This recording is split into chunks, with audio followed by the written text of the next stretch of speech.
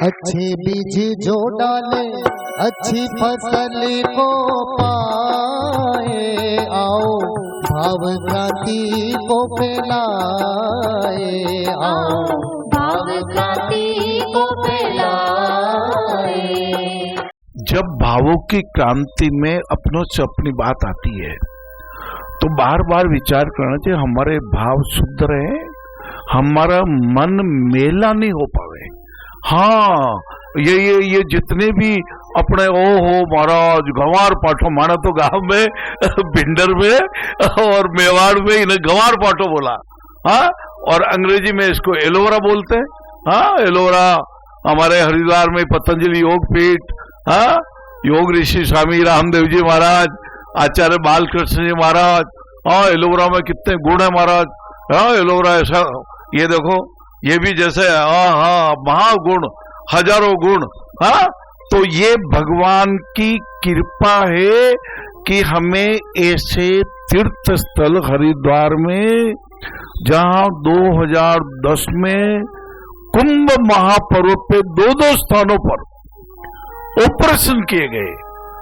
ये ऑपरेशन टेढ़े पैर को सीधा करने का, ये टेढ़े हाथ को सीधा करने का, ये क्लब फुट में जहां एड़ी से चला जाता वहां पंजा चला गया और एड़ी ऊपर आ गई, पंजे पे घाव हो गए। पंजा एड़ी जैसा कठोर नहीं है, वो बहुत नरम है, उस पे गांठें हो गई। बच्चा यूं करके चल रहा है, बायां पैर इधर लिया आ गया, कैंची पड़ गई पैर में, कैंची पड़ गई। कितनी दशा, ये अंतरदशा, ये तो देह की विकृति की दशा है। ये दिव्यांग को ठीक करके अपने ही भाग्य को उज्जवल कर रहे हैं। ये किसी पे एहसान नहीं कर रहे हैं, ये अपने आप पे एहसान है। जब हम दिव्यांगों की सेवा करते हैं, दिव्यांगों के लिए दान देते हैं, जब दिव्यांगों के लिए तन से इनकी अंगुलियों को हिलाते हैं, तो लगता है ठाकुर जी राजी हो जाता है, लगता है गंगा माता प्रसन्न हो गई। दर नारायण सेवा का दुखियों का सहारा है, पोलियो रोग मिटाना है, जग में खुशियाँ लाना है, प्रेम की ज्योति जलाना है, विकलांगता भगाना है। ये वास्ते जी आप ही दुनिया में आया बाबूजी, और आप ही आया नहीं है, आपने कोई भगवान लाया है। देखो, जब अपन धर्म की बात करते हैं कि हिंदू धर्म में, मैं अपने सर्वोच्च न्यायालय ने कहा हिंदू धर्म एक जीवन जीने की कला है। हिंदू धर्म में उठते ही धरती माता को प्रणाम करना, विष्णु पत्नी नमस्तेभ्यम पादर स्पर्श क्षमस्वच, हे पृथ्वी माता, हे विष्णु पत्नी, मैं अपने शुभ कार्य को अंजाम, केवल खाने पीने के लिए नहीं, उठना और सो जाना और पड़े रहना और आलसी बने रहना। हमारे कार्यालय में एक महानुभाव आया जिनको जुकाम था, तो मैंने कहा आज जल्दी उठ गए क्या? बोले हाँ आज जल्दी उठ गया। मैंने ऐसे ही पूछा सहज भाव से कितने बजे उठे? बोले आज 9:30 बजे उठ गया। मैं तो इतना आश्चर्यचकित हो गया। मैंने कहा 9:30 बजे उठ गए, तो रोज कितने बजे उठते हो? कि रोज 9:45-10 बजे उठता हूँ। और मैंने कहा 10 बजे तो कार्यालय का समय प्रारंभ हो जाता। उस समय ये 5 डे वीक नहीं चलता था, 6 डे वीक था, तो 10 से 6 बजे तक का समय था। और एक और कर्मठता का एक सच्चा उदाहरण यहाँ दिखाई दे रहा है।